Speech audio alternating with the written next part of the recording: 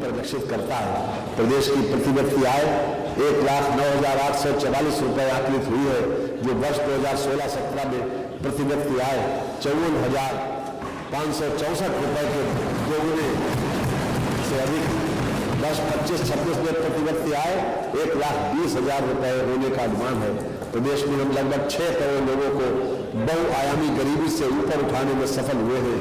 बेरोजगारी की दर 2.24% रह गई है। एसडीजी इंडिया 2.24% रह गई है।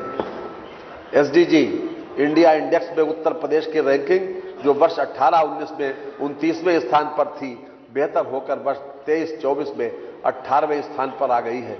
राज्य सरकार द्वारा फरवरी 2024 में चौथे ग्लोबल इन्वेस्टर्स समिट का सफलतम आयोजन किया गया। अब तक लगभग 50 लाख करोड़ रुपए के एमओयूज हस्ताक्षरित हो चुके हैं, जिनसे लगभग 10 लाख रोजगार का सृजन संभावित है। इनमें से अब तक लगभग 15 लाख करोड़ रुपए के निवेश की लगभग 16,000 से अधिक परियोजनाओं के 4 ग्राउंड ब्रेकिंग सेरेमनी संपन्न हो चुके हैं। उत्तर प्रदेश भारत का सबसे बड़ा मोबाइल फोन विनिर्माण केंद्र है। देश के कुल मोबाइल फोन उत्पादन का 65% उत्पादन प्रदेश में होता है। भारत की 55% इलेक्ट्रॉनिक्स कंपोनेंट इकाइयां प्रदेश में स्थित हैं। प्रदेश का इलेक्ट्रॉनिक्स निर्यात 44,744 करोड़ रुपए तक पहुंच गया है। उद्योग और तकनीक में निवेश के साथ ही प्रदेश में नवाचार को बढ़ावा देने हेतु किए गए प्रयासों के फलस्वरूप उत्तर प्रदेश राज्य को राष्ट्रीय स्तर पर स्टार्टअप रैंकिंग में लीडर श्रेणी की रैंकिंग हासिल हुई है। सरकार की अवस्थापना प्रधान विकास के प्रति प्रतिबद्धता का ये प्रमाण है कि राज्य ने नीति आयोग द्वारा माह जनवरी 2026 में जारी एक्सपोर्ट प्रिपेयर्डनेस इंडेक्स 2024 में देश में लैंडलॉक्ड प्रदेशों में प्रथम स्थान प्राप्त किया है। प्रदेश कृषि उत्पादन में देश का अग्रणी राज्य है। गेहूं, धान, गन्ना, आलू, केला, आम, अमरूद, आंवला और मेंथा उत्पादन में राष्ट्रीय स्तर पर प्रदेश का योगदान सर्वाधिक है। 2016-17 में सिंचित क्षेत्र 2.16 करोड़ हेक्टेयर के मुकाबले प्रदेश में वर्ष 2024-25 में 60 लाख हेक्टेयर अधिक अर्थात 2.76 लाख हेक्टेयर का हो चुका है। फसल सघनता जो 2016-17 में 162.7% थी, वर्ष 2024-25 में 193.7% हो चुकी है।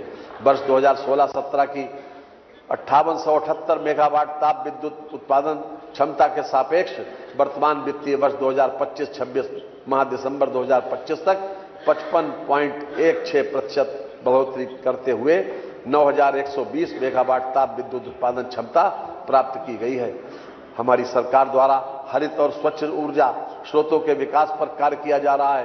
प्रदेश में अब तक कुल 2815 मेगावाट की सौर ऊर्जा परियोजनाएं स्थापित की जा चुकी हैं। मान्यवर, हमारा यह मानना है कि आज के युग में इमर्जिंग टेक्नोलॉजी का भरपूर उपयोग विभिन्न क्षेत्रों में किया जाना आवश्यक हो गया है। इस हेतु उत्तर प्रदेश में नई और उभरती टेक्नोलॉजी मिशन की स्थापना की जाएगी। प्रदेश में स्टेट डाटा अथॉरिटी तथा डाटा सेंटर क्लस्टर्स की स्थापना की जाएगी। प्रदेश में एआई मिशन की स्थापना तथा टेक युवा समर्थ युवा योजना लाई जा रही है। सामाजिक क्षेत्र में समस्त सभी वर्गों के लिए योजनाओं के साथ साथ त्वरित व भविष्योन्मुखी विकास हेतु आधुनिक तकनीक तथा एआई के सदुपयोग व प्रदेश में उसके विकास के लिए इकोसिस्टम बनाने के लिए प्रदेश सरकार कार्य कर रही है। प्रदेश की प्रगति में नारी शक्ति के महत्वपूर्ण योगदान के साथ साथ युवाओं की ऊर्जा व उनकी मेधा अपरिहार्य है। मुख्यमंत्री मातृ सुरक्षा संकल्प योजना को और सघनता से चलाया जाएगा। स्वयं सहायता समूहों तथा महिला उद्यमियों द्वारा उत्पादित माल की बिक्री सुनिश्चित करने के लिए मुख्यमंत्री महिला उद्यमी उत्पाद विपणन योजना पर कार्य किया जा रहा है। डीजल आधारित नलकूपों को सौर ऊर्जा आधारित किया जाएगा। कृषि वितरण और निर्यात को बढ़ावा देने की योजना लाई जाएगी। त्वरित आर्थिक विकास के दृष्टिकोण से सिटी इकोनॉमिक रीजन योजना लाई जा रही है। विश्व बैंक सहायतित यूपी एग्रीज परियोजना के अंतर्गत एग्री एक्सपोर्ट हब की स्थापना कराई जाएगी। ईज ऑफ डूइंग बिजनेस के अगले चरण के रूप में जन विश्वास सिद्धांत के आधार पर उद्योगों को प्रोत्साहन प्रदान किया जाएगा, जिसमें रजिस्ट्रेशन, लाइसेंसिंग आदि कार्रवाइयों को और अधिक सहज और सुगम बनाया जाएगा। प्रदेश में डिजिटल इंटरप्रेन्योरशिप योजना पर कार्य किया जाएगा।